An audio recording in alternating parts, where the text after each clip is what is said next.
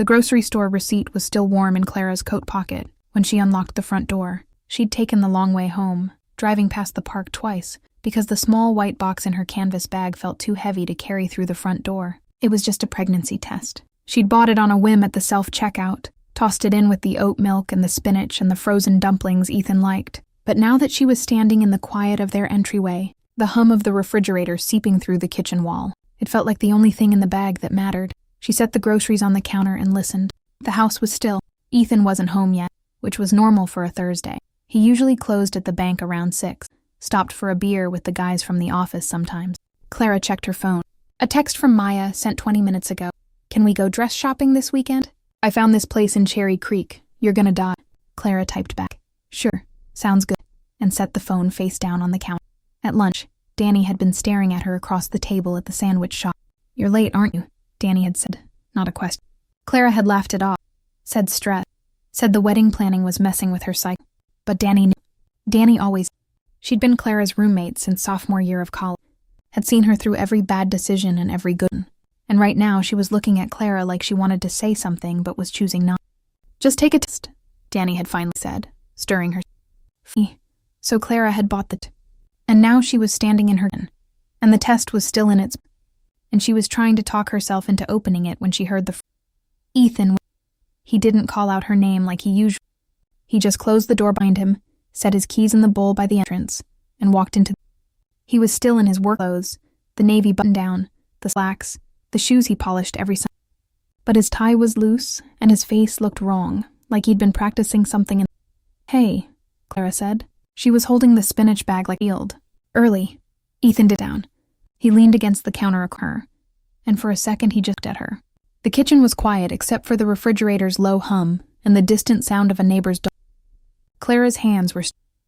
"I've been thinking," Ethan said. His voice was steady, the voice he used with clients when he was about to tell them their loan didn't go through. "About us.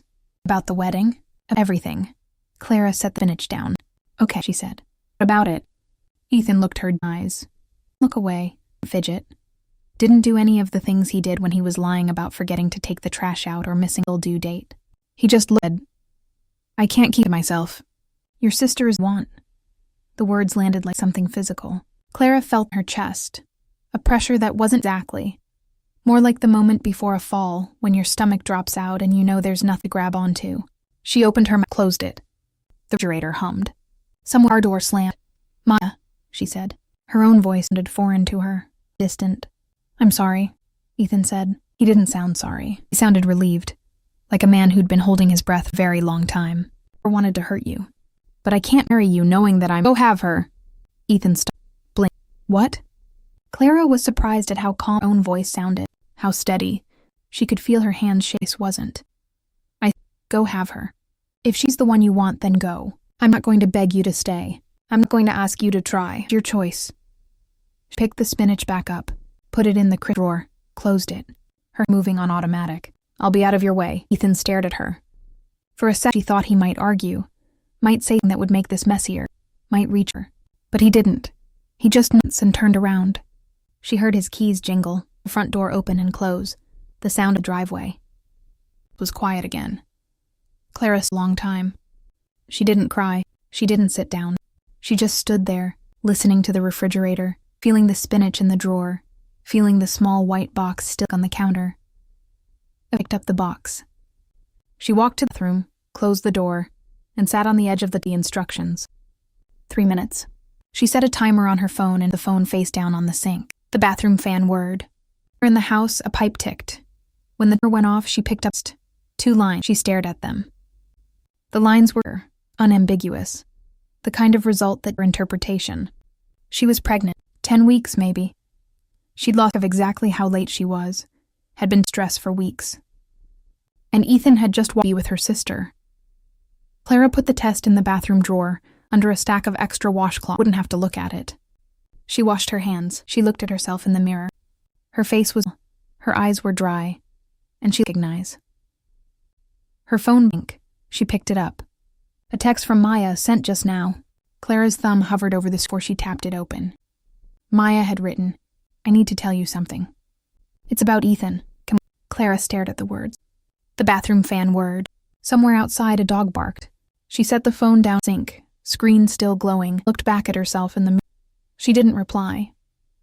The canvas bag was digging into her shoulder when Clara turned the key in the front door. She'd stopped at King Soopers after work. Oat milk, spinach, the frozen pork dumplings Ethan liked, and somewhere between the produce section and self-checkout, she'd grabbed a pregnancy test off the shelf and tossed it in with the rest. She told herself it was just to be sure. Told herself she wasn't actually late, that the wedding planning was just messing with her cycle. That stress did that, but her hands were shaking as she set the bag on the kitchen counter. The house was quiet. Ethan wasn't home yet, which was normal for a Thursday. He usually closed at the mortgage office around 6, sometimes grabbed a beer with the guys from the branch.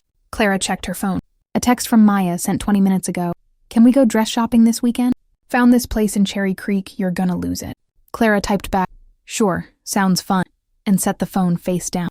At lunch, Danny had been staring at her across the table at the sandwich shop. You're late, aren't you? Danny had said, not a question. Clara had laughed and said stress, said the wedding was messing with her body, said she was fine. But Danny knew. She'd been Clara's roommate since sophomore year, had seen her through every bad decision and every good one. And right now she was looking at Clara like she wanted to say something, but was choosing not. Just take a test, Danny had finally said, stirring her. So Clara had bought the test, and now it was sitting in the canvas bag on her kitchen, and she was trying to talk herself into opening it, when she heard the front. Ethan was. He didn't call out her name like he usually. He just closed the door, dropped his keys in the bowl by the entrance, and walked into the. He was still in his work clothes, the navy button, the shoes he polished every Sunday, but his tie was loose and his face looked like he'd been rehearsing something in. Hey, Clara said. She was holding the spinach bag like it might protect her. You're early, Ethan didn't know. He leaned against the counter across from her, and for a second he just. The kitchen was quiet except for the refrigerator's low hum and the distant sound of a neighbor's dog. Clara's palms were I'm thinking, Ethan said. His voice was steady, the voice he used with clients when he was about to tell them their loan didn't. Us. The wedding. About everything. Clara set the spinach down. Okay, she said. What about it? Ethan looked her in the eyes. He looked away, fidget, didn't do any of the small things he did when he was lying about forgetting the trash or a bill. He just looked and said, I can't keep myself. Your sister is the want.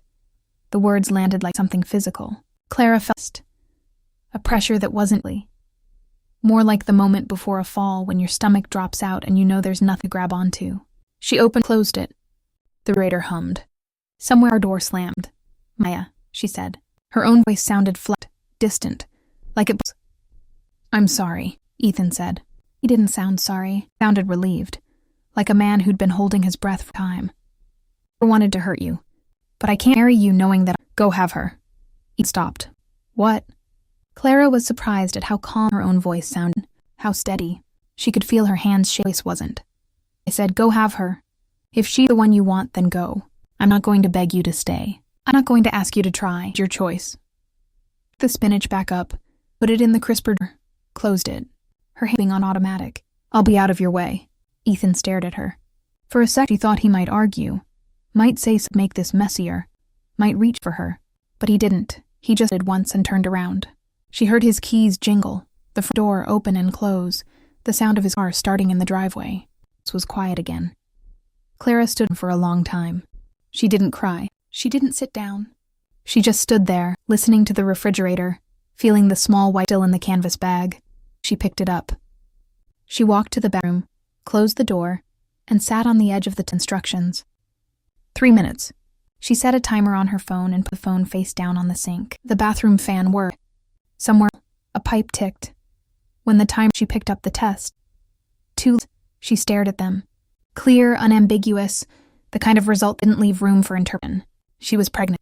10 weeks, maybe. She'd lost track of exactly how late she was, had been stressed for weeks. And Ethan had just kissed her. Sarah put the test in the bathroom drawer, under a stack of extra washcloths, and have to look at it. She washed her hands. She looked at herself in the mirror. Her face was pale, her eyes were dry, and she couldn't quite recognize. Her phone buzzed on the. She picked it up. Text from Maya, sent just now. Clara's thumb hovered over the screen before she tapped it open. Maya had written, Clara, I need to tell you something. It's about Ethan. Can we talk? Clara stared at the word. The bathroom fan word. Somewhere outside, a dog barked. She set the phone on the sink, screen still glowing, and looked back at herself. She didn't reply. The bank froze the account by 8 o'clock that night. Clara sat at the kitchen table with the customer service rep on speakerphone, reading off transaction numbers and dates, while the woman on the other end made sympathetic noises. "I'm so sorry, ma'am. We'll flag these as disputed and open an investigation. In the meantime, I can help you open a new personal account. Just your name, no joint holders." Clara did it. She gave her social, her date of birth, her current address. 10 minutes later, she had a new account number and a temporary card that would arrive in the mail in 5 to 7 business days. She transferred what was left of her personal savings into it, $15,000, the money she'd kept separate just in case. She'd never thought just in case would actually come. The next morning, she called a lawyer. The receptionist scheduled a 30-minute consultation for $300, non-refundable. Clara gave them her credit card number and tried not to think about the balance. At work, Greg brought her a latte from the shop downstairs and set it on her desk. "You look like you got hit by a truck," he said, not unkindly. "Want to talk about it?" Clara shook her head. "Not yet. But thanks." Greg nodded and left it. He was good that way. He knew when to push and when to back off. Clara took a sip of the latte and went back to her design file, but her hands were still shaking. The lawyer's office was in a brick building on Broad, 3 floors up, with leather chairs and a receptionist who looked like she'd seen everything. The lawyer himself was a man named David Chin, mid-40s, glasses, a wedding ring on his left. He listened while Clara told him the base. 5 years together, engaged. He left. He took money from the joint. He didn't ask about the pregnancy. Clara didn't matter. "Because you're not married, this is more complicated than a divorce." David, flipping through a notepad. "Joint accounts are tricky. The good news is, if he transferred funds without your knowledge or consent, that's conversion. Civil theft, essentially. We can file a claim. The bad news is, it takes time. Money." He quoted her retainer. Clara stopped. "I'd suggest starting with a letter. See if he'll settle before we go to court." Clara nodded. She wrote him a check for the consultation and walked out into the Denver noon. The sun bright gold, the air smelling like exhaust and She was halfway home when Clara stared at the screen for a moment. "Clara, honey, I just to Maya. She's absolutely..." Linda's voice was that particular tone she used when she was about to ask Clara to be the... You were rather harsh with her by. "Clara, she's going through a lot right now. She's sensitive. You know that." Clara gripped the steering wheel. "She's sensitive," he repeated. "Yes. And I know you're hurt, darling, I do.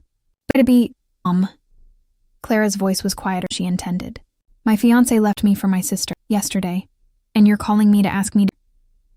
There was a sigh at the other end. "Well, that way," hung up. She sat in the car in the driveway, hands still on the wheeling.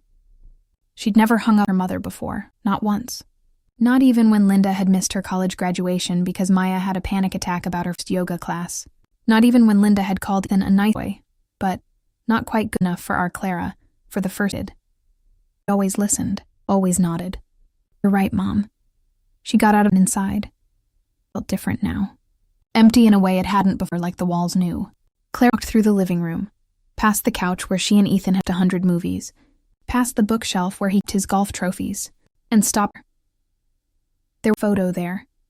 Her in a Rockies game, both of them laughing, beer in hand, the sun setting behind them. Loved that photo once. Now it looked like a picture of 2 strangers. Took it down. The nail left a small hole in the drywall.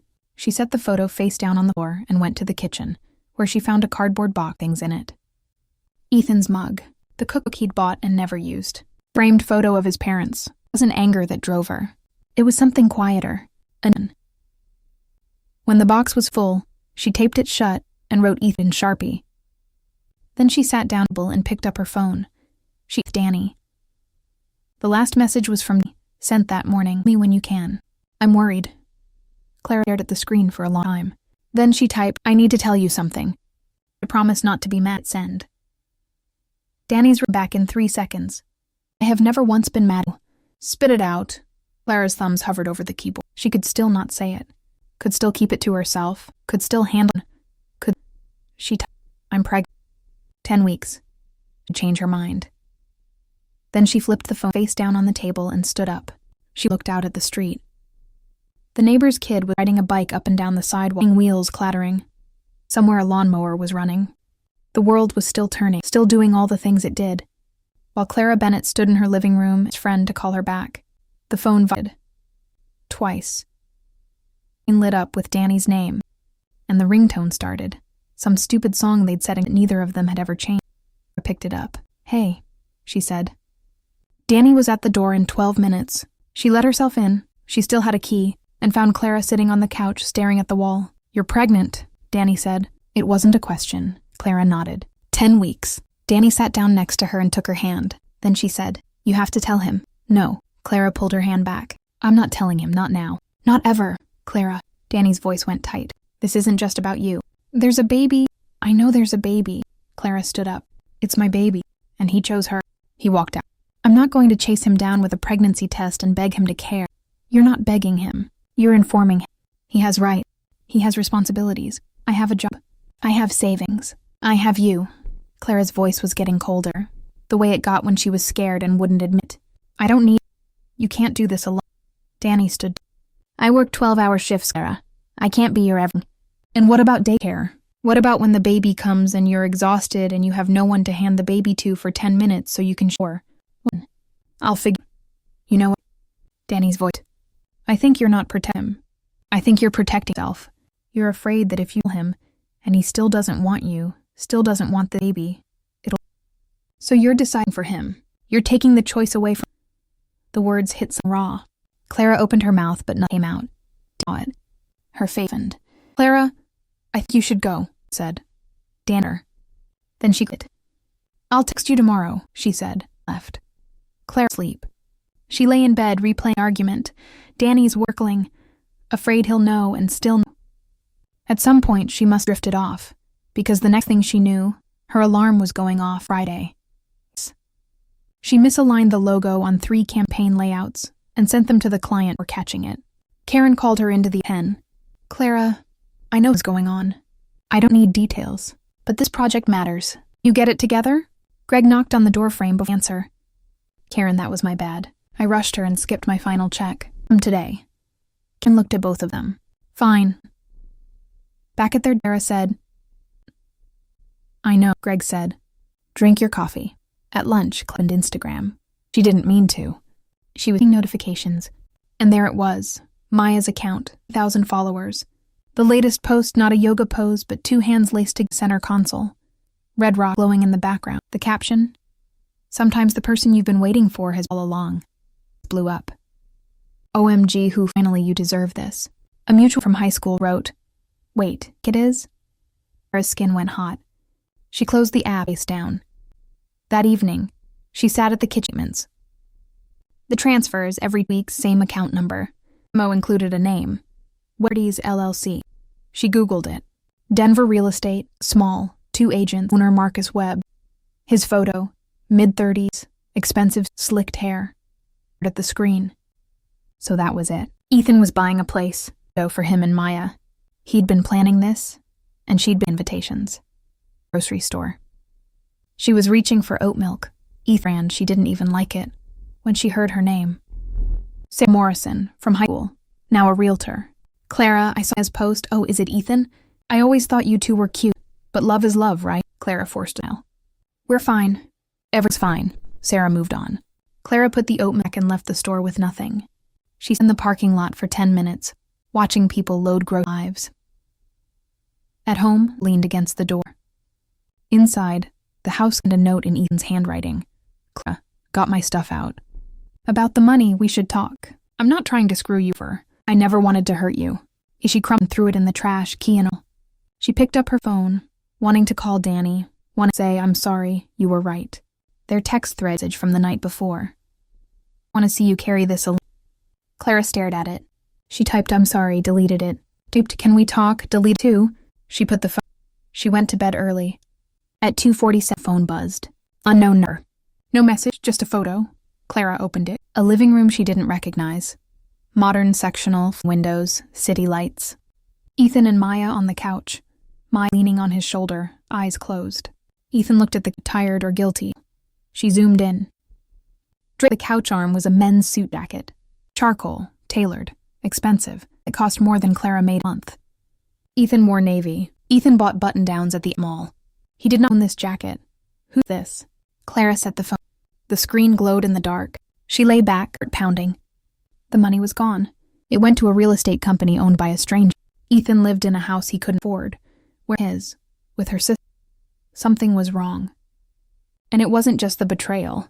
What Clara found at 3 a.m. was a Denver Post article from 6 months back. 3 paragraphs buried in the business section. The Colorado Division of Real Estate had opened an investigation into suspicious mortgage applications from a Littleton branch office. No names, but the location matched Ethan's. She read it 3 times. Mortgage fraud. It made a sick kind of sense. The transfers to Webb Properties, the house Ethan couldn't afford, the suit jacket that wasn't his. Marcus Webb was probably his partner, and Clara had been doing freelance design for Ethan's clients for over a year. Marketing materials, listing packets, branded folders. She'd had access to files. If Ethan was altering loan applications, she might have seen things. Might have helped without knowing. She didn't sleep. She went through every freelance file on her laptop. Most of it was innocent. Brochures, flyers, social graphics. Then she found a folder labeled Web Client Packages. Inside were loan application summaries used for pre-approval letters. The numbers didn't match the originals. Income inflated. A client making $52,000 listed at $98,000. Debt ratios altered. Employment fabric. Her name was on the templates. If this went to court, she could be At 7, she texted, "Can you?" "I'm sorry about last night," Danny replied in 2 minutes. They met at a diner on Colfax. Coffee that tasted like burnt cardboard. Clara pushed the laptop across. Danny read the article, then the files, then closed. "Okay," Danny said. "So he's committing fraud, and you may have Accidentally doesn't matter if they..." Clara's voice tight. "My name is on those..." "Then you get ahead." Danny leered. "You get a lawyer. You talk to the investigators before they come to you. Go first with everything, and you're a witness, not a suspect." Clara nodded. She'd known it since them. But knowing and doing... "What about baby?" Danny asked. Clara's hand went... "I didn't wrong. Stupid. Trusted him." "No." Dan took her hand. "That proved that." At noon, Clara drove to each. Go in. She parked across the street and waited. At 12:20, Ethan came out on the phone, walking fast, face tight. Behind him, Marcus Webb, expensive suit, slicked hair, just like... They met between SUVs. Ethan gestured. Marcus stood with arms listening. Then Marcus said something and went white. Marcus got in a black Range Rover and left. Ethan stood in the lot, phone to his ear, staring at nothing. Enough. The fear on his face, a bad loan. It was from no trouble. She made it through the pilot. Rang. Linda. "Clara, honey, worried about Maya. She's been so emotional, crying all the time. Ethan's been distant. Hot 1 minute, cold the next. Disappearing for hours. Could you talk to her? Just see if she's okay?" Gripped the steering wheel. She thought about Maya's Instagram post, the altered documents, Ethan's face. "Mom," she said, "have you ever considered Maya isn't the victim? She made a choice. She's sister's fiancé. He has to live with it." Silence. Then Linda said, "You've changed, Clara. Kind." "I am," Clara said. "I'm just not kind anymore." Up. That evening, she sat at the kitchen table with files spread out. She was organizing them, originals on the left, altered versions on the right, making a timeline when her phone rang. Ethan. She had his contact photo. Baseball game. Grinning. She'd never changed, she answered. "Clara." His voice sweet, strained, nothing like the smooth tone he used at work. "I need to see you. There are things I have to tell you. About the money and other things." Clara leaned against the counter. She looked at the refrigerator, at the wooden heart magnet for Christmas. "I have things to tell you, too." Pause. "Tomorrow? Coffee? That's on 6th? "I'll be there," Clara said. She hung up. She stood in the dark kitchen, refrigerator humming. She should have felt fear or anger. She felt nothing. Cold, clear, calm, like the air before snow. Her phone buzzed. "Not Ethan, Maya." "Do you know what Ethan is really?" "I think I'm in danger." Clara stared at the words. She looked out the kitchen window. A black SUV was driving slowly past the house, tinted windows, no headlights. It cruised past the driveway, slowed, then continued, vanishing around the corner. She set the phone. Her hands were shaking, but her voice was to the empty room. "Okay," she said. "Now it's getting interesting." Clara woke at 3:17 and knew something was wrong. The sheets were warm and damp. She sat up, hand going to her stomach, and reached for the lamp. Blood. Not a lot, but enough. She called Danny. Rang 4 times, 5, 6, voicemail. Called again. Same result. She sat on the edge of the bed for 10 seconds. Breathing, then pulled on sweatpants and a hoodie, grabbed her keys, and drove herself to the hospital. The ER waiting room was half full at 4 a.m. A man with a broken arm. A woman crying into a paper cup. A teenager with a skateboard injury. Clara checked in and sat in a plastic chair by the window. She didn't call anyone. What was the point? She waited 2 hours. At 6, a nurse called her name. Exam room, paper gown, crinkling paper on the table. Fluorescent lights hum. A monitor beeped somewhere down the hall. Dr. Rao walked in at 6:45. Scrubs, hair pulled back, no makeup, looking like she'd been up all night. But when she saw Clara, her face softened. What's going on? Clara told her. The bleeding, the tying, Dr. Rao did the exam, ordered an ultrasound. The gel was cold. The wand moved slowly, and there it was. The flicker, the heartbeat, steady and baby's. Dr. Rao said. 11 weeks, 4. Heart rate 168. But you're showing signs of threatened miscarriage. Nothing to panic about, but you need less stress. Bed rest for a few days. No lifting, no long work days. Paused. Is everything okay? Clara said. No, not really. Dr. Rao wrote on a prescription pad, tore off the sheet, handed over. A phone number, handwritten. That's my cell. If anything happens, anything, day or night, you call me. Not the hospital, not the answering service, me, okay? Clara paper. Her aching. Thank you. Left at 8. Morning sun bright, air cold, parking half empty. She called Danny again. This time Danny answered second ring. Clara? Oh God, I'm sorry, Dan's voice was raw. He left. Tyler. Packed his stuff last night. I just couldn't. It's okay, Clara said. The baby's fine. I'm fine. I just know I'm here. For you. Whenever you're ready. Long silence. I'm supposed to be taking care of Take care of each other. Go sleep. I'll call tomorrow. She hung up. Danny was broken. Mother was useless. Ethan was a stranger. And she was alone. Possibly about to be dragged into an investigation. She was making bell rang. Maya. No yoga clothes. No makeup. Hair in a messy bun. Eyes red. Holding the phone like a lifeline. When Clara opened the door, didn't give her speech. She didn't say true love or I never meant to her. She said, scared. Clara's little sister. The girl who'd followed her around the house, borrowed her clothes, stolen her boyfriends and laughed it off. The girl who was now terrified because the man they'd both loved. Come in, Clara said. They sat at the kitchen table. Maya talked. Ethan disappearing at odd hours, coming back tense and angry to say where. The night she'd whispering on the phone. If the audit comes, we're both done. The files. Marcus Webb showing up at their apartment, expensive suit, cold eyes. He saw him. Thought he was having an affair, Maya said. And that, isn't it? Claire crossed the table. Maya wrapped her mug and didn't drink. How long? Asked. Maya looked down. Almost a year, something Clara, not anger. Not for recognition. He pursued you. Not a question. Maya nodded. Said you guys were done, that the wedding was for your mom. Said he'd been meaning to tell you want to hurt you. She laughed, bitter. I believed him. I wanted to, because he saw me, Clara. Really saw one ever does. Clara looked at her sister. The girl who'd spent her whole life competing for attention, for love, choose her first. And she saw how easy it would have been. How a man like Ethan could wrap her up in glory. I'd forgive you, Clara. But I understand. Maya cried in real quiet tears, not primitive sobs Clara knew. Clara didn't hug her and let her cry.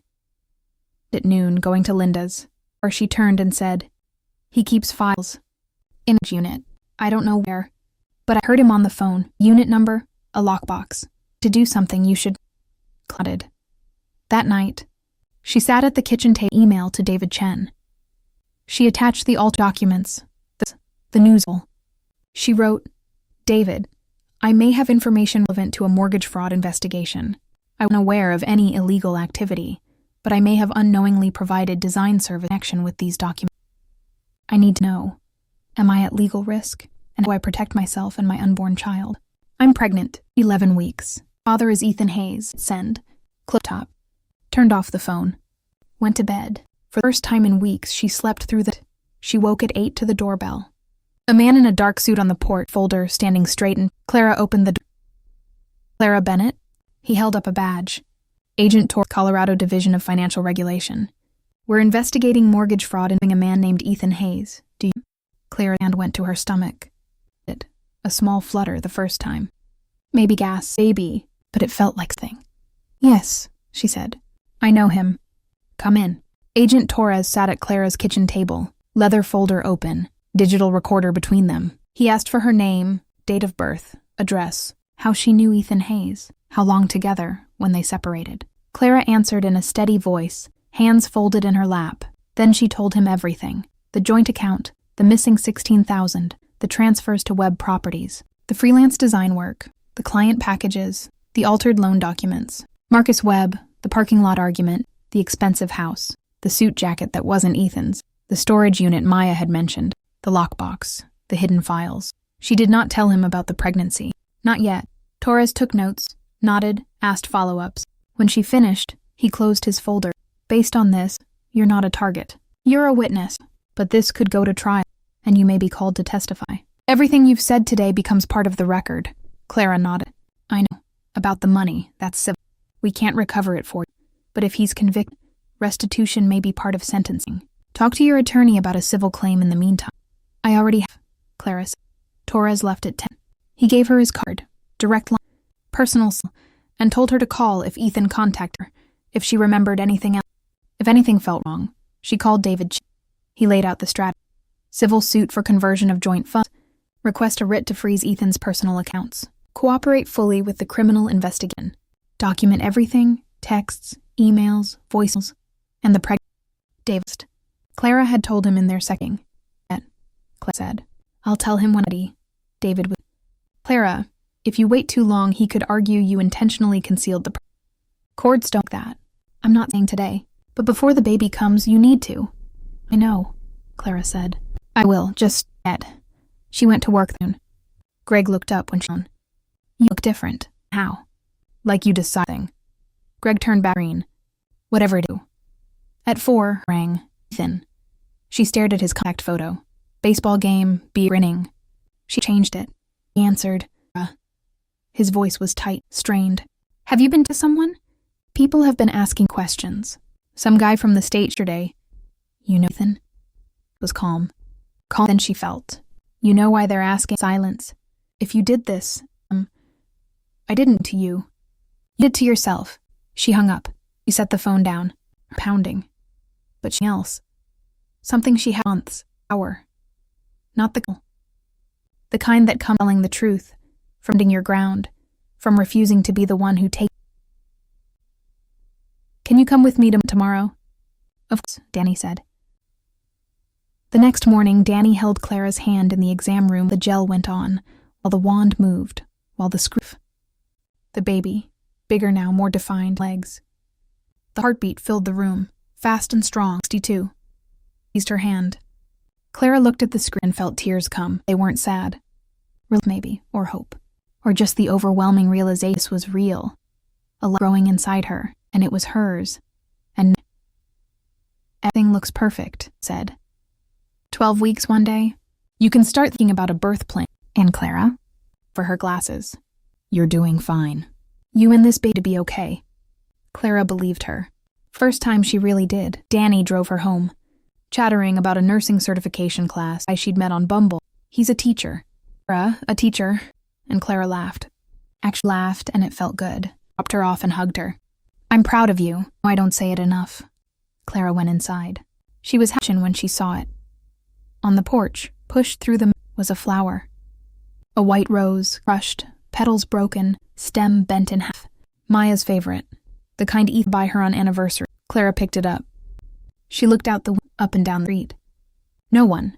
Texted Maya. Are you safe? Reply in 30 seconds. He knows I told you. Showed up at Mom's tonight, screamed at me, said I betrayed him, moved out of the apartment. I don't know when. Clara, I'm scared. Clara stared at the text, crushed rose in her hand. She thought about Ethan. Cornered. Walls closing in. About what Torres had said. If he kicks you, if anything's wrong. About baby. 12. Heartbeat strong. She set the rose down. She called Agent Torres. He's been at my house. I think he left some. I think he knows I talked to you. Torres was calm and immediate. sending a patrol car for a welfare check. Lock your doors. Don't answer for anyone but uniformed police. And Clara? Right thing. It's going to be okay. Clara hung up. She locked the front door. The back door. She turned off the light in the dark living room, listening. A car door slammed. Clara held her breath. The police came and went, flashlight beams sweeping the yard, checking doors and windows. Nothing. No footprints, no broken glass, just the crushed rose by the door. They filed a report, gave her a case number, told her to call if anything else happened. Clara locked up behind them. She didn't sleep. Sat on the couch with the lights on, phone in hand, waiting. Nothing came. By morning, she was exhausted but awake, and she had a meeting with David Chen at 9. David had good news and bad news. Good news. The court granted the writ. Ethan's personal accounts are frozen as of yesterday. He can't move any more money. Clara exhaled. Bad news? His lawyer filed a counterclaim. Alleges you knowingly participated in the fraudulent design work, that you altered the documents on purpose and profited from it. It's weak, almost certainly frivolous, but it'll slow things down and cost you more. How much more? David told. Clara closed her eyes.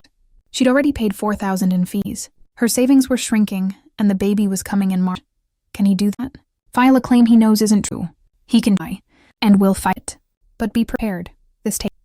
At work that afternoon, Karen called the team into the conference. The quarterly campaign, the one Clara had met up, the one Greg had won the bigger budget next quarter, expanded, and none of this happens without Clara's design. Karen said. The client specifically mentioned her lists. Clara, we're creating a senior designer, and I want you for it. 30% raise, flexible hours, remote options. We can talk details this week. Applause. Greg clapped her on. Clara smiled, but it felt distant, like watching someone else's. 6 months ago, this would have been everything. Now it felt like mine. Greg took Reuben and beer for him. Soup and... I know I said 4. But if you... anything, I'm here. I don't know what's going on, and you don't have to tell me. But I'm not anywhere. Kind, steady, the kind who brought coffee when you looked like crap and covered for you when you messed up. Under other circumstances, she might have felt something. But her life was a mess. Pregnant, ex under investigation, be countersued, about to be... Greg, gently, flattered. But my life right now is complicated, more than you know. And it's not fair to you, or me, to start something I can't get into. For the record, I was asking you out. I was saying I'm here, as a friend, need one. Thank you, Clara said. That means a lot. She met Maya that evening. Maya looked better, slept, eaten, had made soup, but her eyes were still red and she knows everything, Maya said, her latte. The fraud, the year, the storage unit, all of it. She had a breakdown, sat on the kitchen floor crying for an hour, said she... How do you feel about that? Relieved, honestly. Maya looked up. She asked me how I was. Not how's Ethan, not are you okay for baby, just are you? In 28 years' time. Anything. About all the years. Linda's been going to Linda's, she's sensitive, she needs more. Asked both of them. That night, Clara went through the box of things she'd packed. She was going to drop it at his mother's. That was when she found it. Tucked behind old tubs in a desk drawer, a blue folder labeled insurance handwriting. Inside, a life insurance policy, $500,000. Insured, Clara Bennett. Beneficiary, Ethan Hayes, taken out 2 years ago. Ethan had handled it. Said it was for our future, smart financial move. Signed without reading. Had trusted him. And now she held a document that's in black and white. Ethan died. She called David immediately. He answered on the 3rd ring. David, I found something. A life insurance policy. On me. $500,000. He's the beneficiary. Send me. Right now. And Clara, be careful. A policy like that in these circumstances, it doesn't mean anything by itself. But come everything else, it's not nothing. She sent the copy. Put the original somewhere safe. Locked the doors. On the couch staring at the wall. Even her phone rang. A number. She almost didn't answer. Clara? A woman's voice, cold and normal. This is Hayes. Mother. Clara. Mrs. Hayes, I don't know how to say this. Ethan called. He was not himself, that he was going to end this. He'd had enough of being hunted. I don't know what he meant, but I know, given Thank you for calling. I'm not doing this for you. I'm doing it because he's my son, afraid of what he might do. Good night. And went dead, Clara's phone down. That was quiet. Refrigerator humming, a floorboard creaking, at the front door, a sound. Not a knock. Not a ring. Slow, deliberate turn knob. Froze. Handle turned. The lock held. Then something slid on the door. A white envelope. She waited until she heard footsteps, her car start, and drive away. Then she picked it up. Inside, one sheet. Ethan's handwriting, scrawled and uneven. We need to talk. Last time, tomorrow night, the old Blake Street, that Italian restaurant.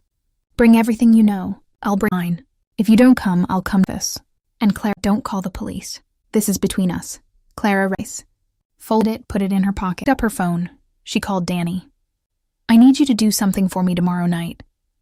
Clara spent the day preparing. She made copies of everything. The altered documents, bank statements, insurance policy, Ethan's note, and gave them to Danny in a manila envelope. If anything happens to me, you give this to David Chen and Agent Torres, and you make sure the baby is okay. Danny took the envelope with both hands. Nothing is going to happen to you, I know, but just in case. She wrote a letter, sat at the kitchen table with a notebook and pen, wrote to the baby. 14 weeks old, the size of a lemon, heartbeat strong, wrote about the bathroom drawer, the 2 lines, the silence, about Ethan, about what he'd done, about how none of it was the baby's fault, about hope, about starting over. Folded it and put it in the nightstand drawer next to the ultrasound photo. She called Agent Torres, told him about the note, the meeting, Karen Hayes' call. He said a plainclothes officer would be nearby. Couldn't intervene unless Ethan committed a crime, but they'd be watching. She called David. He said, be careful. Don't sign anything. Remember, anything she said could be used in court. At 6, she put on a gray sweater and black pants, the same outfit she'd worn the day Ethan told her he wanted mine. She looked in the mirror. Her face was different now. Calm, hard, like someone who'd been through something and come out the other side. Danny drove her to the restaurant. Small Italian place on Blake Street. Checkered tablecloth. Piano player in the corner. Candles on every table. Their first date, 5 years ago. She'd ordered lasagna. He'd ordered chicken parmesan. They'd talked until the waiter asked them to leave. I'll be right out, Danny said. Text me one word if you need. Clara nodded and walked in. Ethan was already there. Back booth, the same. He looked terrible. Dark circles, stubble, wrinkled shirt, uncombed hair. The man who polished his shoes every Sunday. In his place was someone tired and scared, and Clara slid in across. In order, just sat, hands folded. His voice hoarse. You look good. Let's do that. You said you want to talk. Ethan ran a hand through his hair. I've been thinking, us. We were good together, Clara, really good. And I know I messed up. But maybe we can fix this. Go back to how things were. For Maya. There is no going. Quiet but firm. Your choice. You chose her. You chose the lies. You chose the fraud. You don't get to decide none of it happened because it's in now. His face shifted. Vulnerability dropped away. Something hard took its place. You're so smart. But I know something you don't. That insurance policy? If I tell investigators about the fraud, that you designed those documents on purpose, helped me all me. We were engaged, Clara. We lived together. Who do they believe? Clara didn't flinch. I told them everything. Every document, every transfer, the policy itself. Agent Torres has it all. He knows I was a witness, not a participant. So go ahead, tell them whatever you want. It won't change anything. Ethan went white. Opened, closed. The hand on the table shook. You're going to ruin me. I'll lose my license. Go to prison. My life is over. And for what? For making a mistake? For being unhappy? You didn't make a mistake. Clara leaned forward. You made a choice. Every day, for a year, you chose to lie. To cheat. To steal from our account. To file fraudulent documents. To choose my sister. You didn't trip into any of this. You walked in with your eyes open. Now you're facing consequences. You want me to feel sorry for you. But I don't. Ethan stared. His worked. No words came. Clara took a breath. She'd rehearsed this 100 times.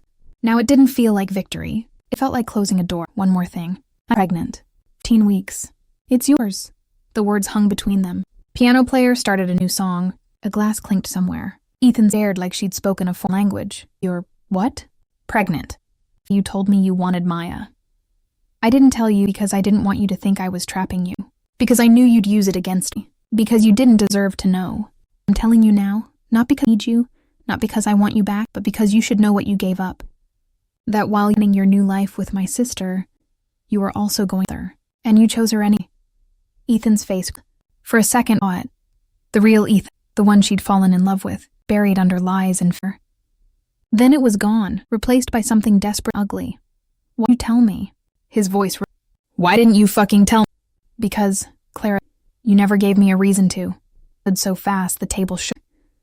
Glasses rattled. You had no right to keep that from me. He reached across and grabbed her arm. Fingers dug in, heart a bruise. Away. She just then erupted. Danny. She'd been watching through the window, and she was between them in 2 seconds. Shoving Ethan, body between him and Claire. Don't you ever touch her again. The restaurant went quiet. Piano stopped. People turned. The owner was already on the phone. Ethan looked around. Stairs. Danny with clenched. He backed away, jacket, headed the door. He didn't make it. Agent Torres stood just outside, flanked by 2 uniformed officers. Ethan Hayes, you're being detained on suspicion of intimidation. Hands where I can see them. Clara walked from the doorway as they and led him to the car. He didn't look at her. Didn't say anything. Just got in the back seat, head down, closing, put an arm around her shoulders. It's over. Clara looked up at her skyline, Lodo glowing in the dark. Thought about the baby, 14 weeks growing inside her, the nightstand, the life she was build. Not yet, she said. There are consequences. The next morning, David called. Good news. Ethan's lawyer reached out. Full return of funds plus interest, counterclaim dropped. Only condition, you don't test character witness, which you weren't going to do anyway. Clara sat up. And one more thing. He had about the pregnancy. Ethan wants to be involved.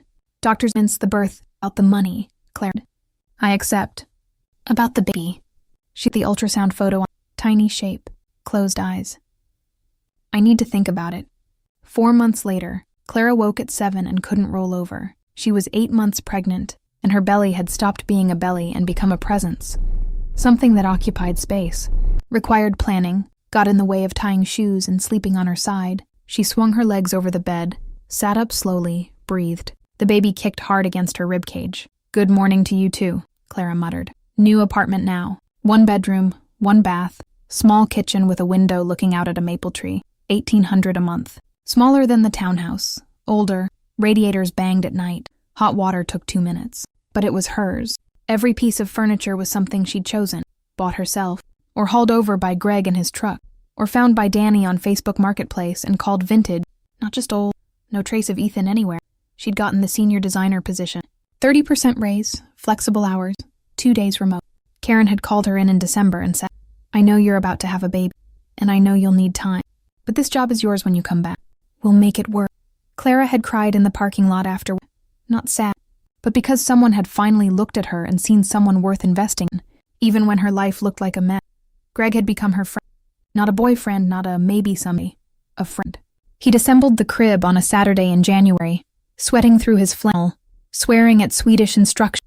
Brought 3 garbage bags of his niece's baby clothes. She outgrew practically. My wife is making me clean the... Clara washed every one. Every tiny sock, every blanket, folded them into the drawer. Didn't just it, because it felt like something a mother... At lunch, she met Danny at the sandwich. Danny was taking a nursing management certification, studying 2 nights a week, dating a teacher named Paul who, Annie, texts back, remembers my birthday, has never once told me to call. I keep waiting for the other shoe. Maybe there is no other, Clara said, dipping fries in. But old Danny looked at her. How are you really? Don't give me the fine speech. Clara. The baby night, the crib corner, the half-read parent books, the letter from October still in the stand. Ethan pleaded guilty to 2 counts of fraud in January, 3 years probation, 100 hours community service, lost his license, working at a car dealership now. All return plus interest, sitting savings, enough for the birth and a few months. Good, Clara said. And for the first time, I'm actually good. Dr. Rao's office came. Waiting room still full of pregnant women. But Clara didn't feel like an outsider. She sat with her phone, scrolling a Dine blog, and when her name was called, she walked. Everything perfect, Dr. Rao said, the wand. 34 weeks, head down, heart rate 140. On track for mid-March. Birth finalized? Yes. Danny, birth partner. Natural if possible, not heroic. If I need the epidural. Doc laughed. Healthiest attitude all week. And the father? Clara ceiling. He knows. Through his lawyer, I told him informed. Due date. The baby's born. He can ask questions. But he's not at the birth. Not in the delivery room. If he wants to relate this baby, it the hard way. Consistently. Over time. Not by showing up once and deciding a year. Fair boundary, Rao said. It's my boundary, Clara said. That week she went to Linda's. It's October. Smelled the same. Lemon pledge, cinnamon, sachets. Linda had made stew, Clara's favorite, set the dishes. They ate for a while. Finally, spoon. Clara, I need to say something, and I need me finish. Clara nodded. I was wrong. About Maya, about Ethan, about you. I always were the strong one, the one who didn't need me to handle anything. And Maya was sensitive, needed more attention. But I confused strong with invulnerable, and I'm sorry. I'm so sorry. Clara sat with the words. She wanted to say it's okay, because that's what she'd always said. But it wasn't okay. I accept your apology, Clara said. But I was okay because it wasn't, and I need time. We all need time. But when this baby comes, I need you to be a good grandmother. No favorites. No sensitive, she needs more. Of. Equally. Linda could then. Real tears. I promise, she said. I promise you. That night, her phone buzzed. Maya. In Portland now, living with their aunt, working at a yoga therapy twice a week. She'd texted a few times since November. Short. No drama. This one said, I don't expect forgiveness. Not asking for anything. When the baby comes, if you're open, I want to be an aunt. A real one. The kind who shows up. I'm working on being that person. Clara read it twice. Looked around the living room. Crib visible through the bedroom doorway. Sack of baby clothes on the coffee table. Photo taped to the fridge. Thought about Maya, the little girl who'd followed her around the house, who'd wanted what Clara had. It meant she was loved. About cycles. About damage past someone decides to stop it. She picked up the phone. Typed, one step at a time, and turned off the phone. Set it on the coffee table. She got up and walked to the bathroom. Opened the drawer under the sink. The same drawer where 4 months ago she'd tested under washcloths. The test was gone now, thrown away in November when she moved. In its place, folded carefully, was the ultrasound photo. Baby's profile. Tiny nose, closed eyes. A life that started in chaos, born into something better. Clara picked up, looked at it a long time. Put it back, closed the drawer, walked to the couch. Leaned back, put her hand on her stomach. Baby kicked. Strong, Brit, a tiny finding a rib. Clara smiled. Not a big smile, not ever after. Just a quiet one. Belongs to no one. Outside, last of the winter snow was melting. The maple tree starting to bud. Spring was coming. Clara didn't know what it would bring. Didn't know if Ethan would show up for this baby. If Maya would become the city. If she'd be a good mother. Or love anyone like she'd loved Ethan. But she wasn't afraid anymore. She'd thought, in October, that her life had been destroyed. That everything, wedding, a home, a future, had been but it had destroyed. It had been cleared away. Been living hadn't been hers, not really. It had been built for someone else, around someone else, by what everyone else needed and wanted. And now, for the first time, to build one that was hers. The baby kicked again. Closed her eyes and listened to the quiet apartment. The radiator clanking. Sighed, her unsteady breathing. Come on then, she whispered. Let's see what we make of it.